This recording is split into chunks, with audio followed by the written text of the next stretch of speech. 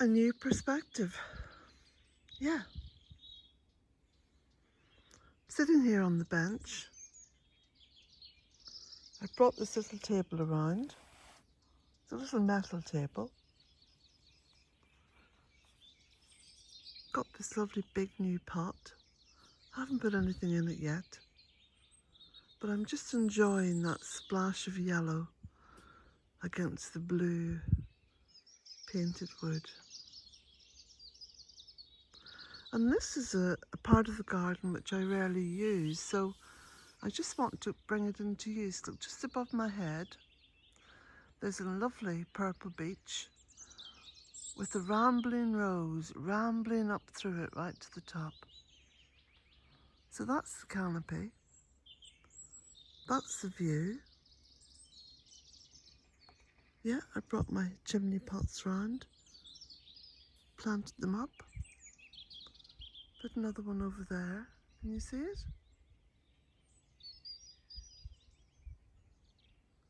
So I'm just enjoying the view.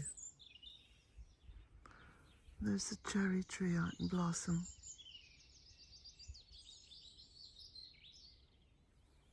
And my little goddess just up there, sitting, contemplating in the sunlight. A few months ago, well, a while ago, I made a series of podcasts over on my bealtainecottage.com website. And the podcasts were entitled The End of Empire. Now, there's a lot of people talking about the end of empire now. I've been tracking it for about the past 20 years. And that's something that I want to get back into, making some more podcasts and bringing all those that I've already made up to date with some new ones. I think my observations are very relevant today, because we're coming to a point in time where we have to really rely on ourselves and our community.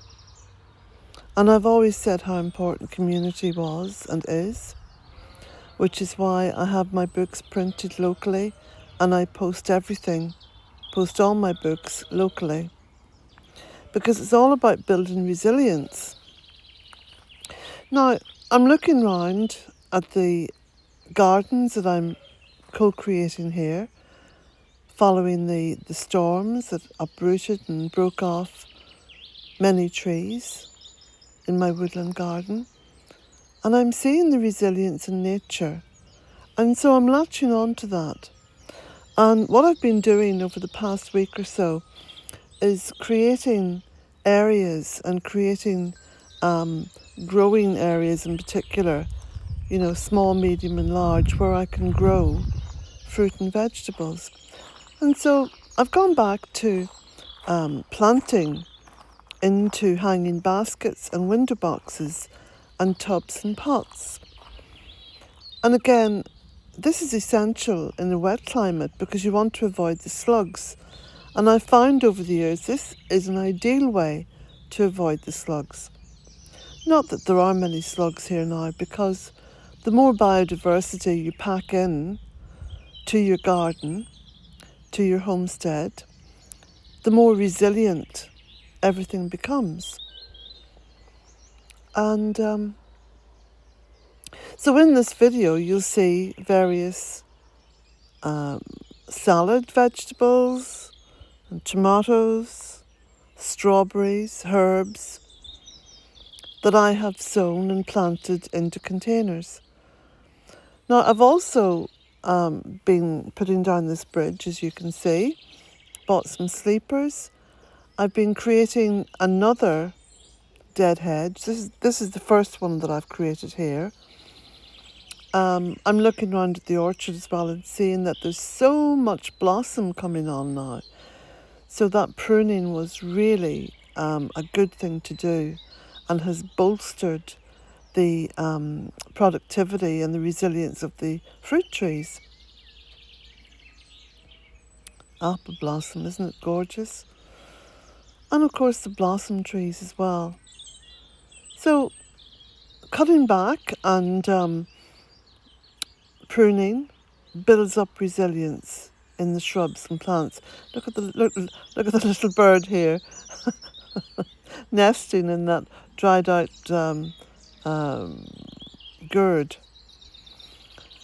So you can see I've got pots of golden oregano, I've got pots of lettuce, I've got edible flowers along with parsley, and just putting these pots everywhere. I think I made a video, or it could have been a blog a long time ago, on something called Little Pots of, what was it called? Little Pots of Resilience or Little Pots of Food or something, because I've done the same thing year on year, but this year it's a lot more. So along with planting the flowers and rearranging things, using more of what I already have here in the woodland gardens, I've just been indulging myself here in the sheer beauty of it all. Getting up really early in the morning, getting up about 5 o'clock, going to bed early at night, so I'm in bed usually for about 9. But just to make the most of the day, I get up before the day has started. And I go to bed just after the day ends. So we're coming up towards Bealtaine now, which is the 1st of May. And of course, Bealtaine is a big celebration for me, because that's when I began the Bealtaine project. The Bealtaine project here started in May 2004. So it's the 21st anniversary of the Bealtaine project coming up. And it's amazing just casting an eye over the whole thing, that this has been going now for 21 years. I don't know where the time has gone, it's just flown by. But I've learned so much. And this is one of the positive things I can do now is, share my wisdom. Here I'm getting more hanging baskets ready, look. I managed to get some sacks of organic compost. And just sharing the wisdom, sharing all the little details that I've managed to make my own in many ways.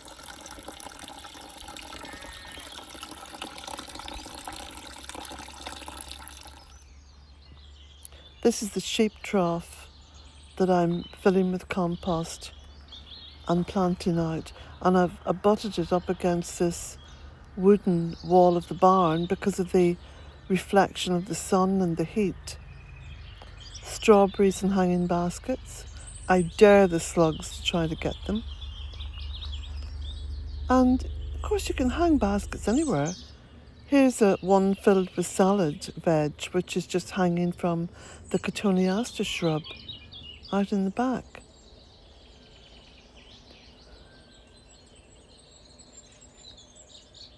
So I think when we talk about resilience, we're talking about food security, energy security, and a comfortable home.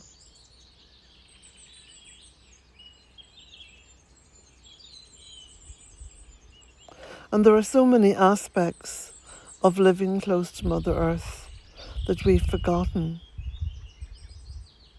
that we've sort of thrown to one side in the 21st century. Look at the bluebells coming up here. And this area now is partially cleared because of the storms, but there's so much growing now. So sometimes a disaster can make us sit up and take stock.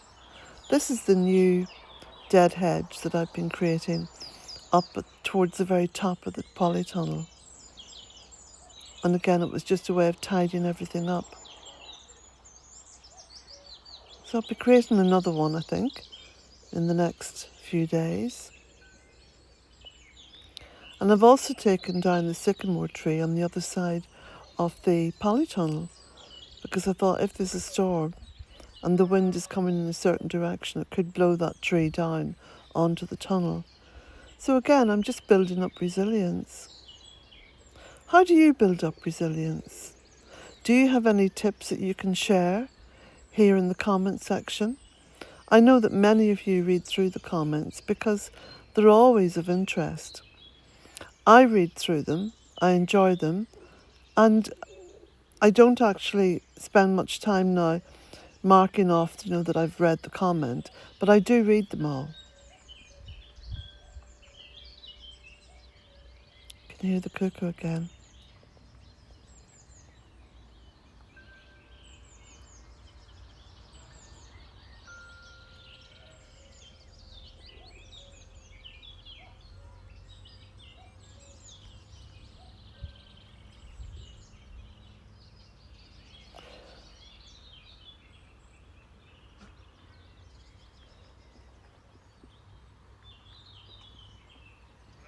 Sometimes it's just important not to speak.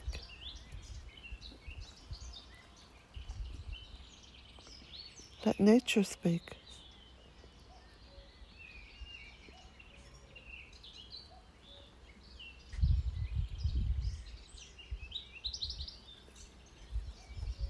So I'm going to be making some more podcasts over on my website, and the link to the website is underneath this video. And I suppose I should say that it would be wonderful if you would subscribe to this channel. I know there's about 40% of people who tune in don't subscribe or haven't subscribed, but it would be great if you would. Blessings to you all, and have a wonderful weekend.